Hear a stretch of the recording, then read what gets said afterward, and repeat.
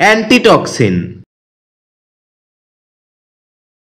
শব্দটি বাক্যে নাউন হিসেবে ব্যবহৃত হয়, যার অর্থ হচ্ছে প্রতিবিষ, অর্থাৎ যে ওষুধ দেহজাত বিষ নষ্ট করে।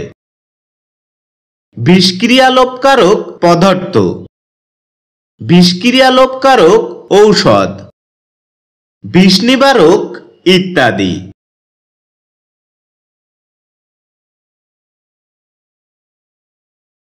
যার উল্লেখযোগ্য কিছু সিনোনিমস হচ্ছে টক্সিসাইড, কাউন্টার পয়জন ইত্যাদি।